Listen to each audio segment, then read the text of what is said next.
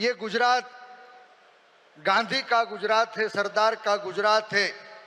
ये गुजरात सच का गुजरात है, स्वाभिमान का गुजरात है। ये गुजरात पहली आजादी का इंजन हमारा गुजरात है। आज वही गुजरात को कहीं भय और स्वार्थ की दीवार के बीच गुलाम बनाने की कोशिश सत्ता में बैठे लोगों द्वारा की जा रही है। बीते 30 साल से यहां भारतीय जनता पार्टी का शासन है। वादे खुशहाली के करते हैं, लेकिन जमीन पे जब जाए तो हमारे किसान कमजोर हो चुके हैं, युवा रोजगार के लिए दर दर भटक रहे हैं, महिलाओं पे अत्याचार बढ़ रहे हैं, मंदी से व्यापार टूट रहा है, छोटी फैक्ट्रियां बंद होती जा रही है। सर, आज महंगाई चरम पर है। हर गृहिणी के घर पर वार है। साइबर माफिया बेलगाम है, जन जन परेशान है। डिजिटल प्लेटफॉर्म का आज दुरुपयोग हो रहा है। हमारी गुजरात की पहचान वैसी डायमंड इंडस्ट्रीज, टेक्सटाइल इंडस्ट्रीज कमजोर हो चुकी है। आज वही गांधी और सरदार का गुजरात जहां से नकली दवा का कारोबार पूरे देश में फैल चुका है, शिक्षा और आरोग्य की सेवाएं अब व्यापार में परिवर्तित हो रही है, जीएसटी की झंझट और टैक्स टेररिज्म का दूषण है। सरकार में बैठे लोग यही जीएसटी की झंझट और टैक्स टेररिज्म से व्यापार उद्योग के पास प्रोटेक्शन मनी की वसूलात करने की बात भी उभर के अब बाहर आ रही है। भ्रष्टाचार आज भारतीय जनता पार्टी का शिष्टाचार बन चुका है। ट्रैफिक टेररिज्म शहरों की पहचान बन चुका है।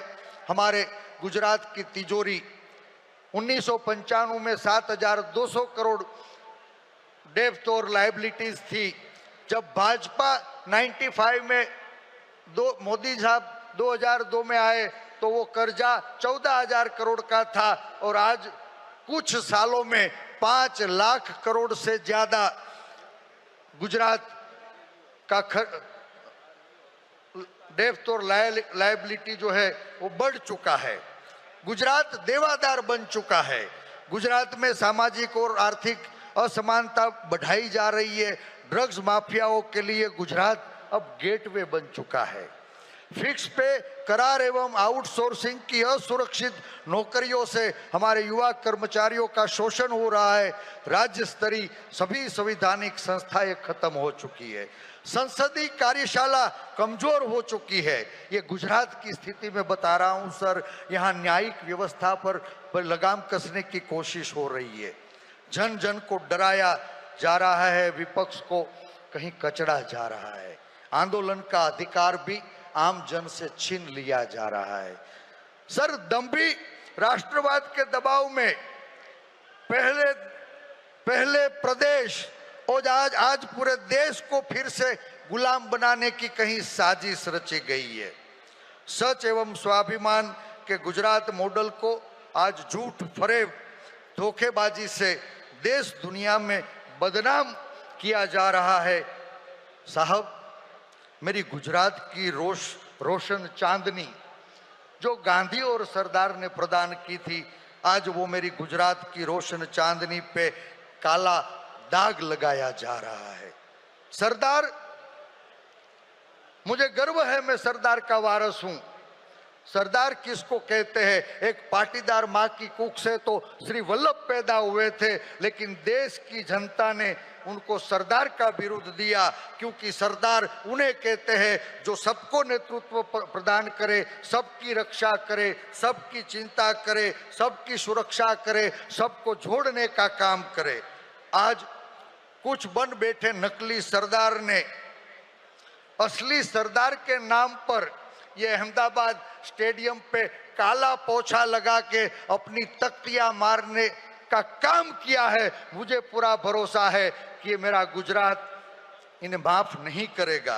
ये लड़ाई नाम की नहीं है, ये लड़ाई स्वाभिमान की लड़ाई है, ये लड़ाई सत्ता की लड़ाई नहीं है, ये लड़ाई गुजरात में फिर से सुशासन की लड़ाई है। सबकी मुझे लग रहा है कि समस्याएं अलग हो सकती है, लेकिन सभी समस्याओं की एक जड़ है और वो सत्ता परिवर्तन। मुझे पूरा भरोसा है अहंकार हमेशा हारता है, चाहे वो लंकापति रावण का हो या जुमलेबाज सरकार का। पहली आजादी का नेतृत्व भी गुजरात ने लिया था और अब जन जन की आजादी को बचाने का नेतृत्व भी फिर से मेरा गुजरात लेगा। ये भरोसा दिलाता हूं कांग्रेस आएगी, देश में प्रदेश में खुशहाली फिर से लाएगी, ये मुझे पूरा विश्वास है।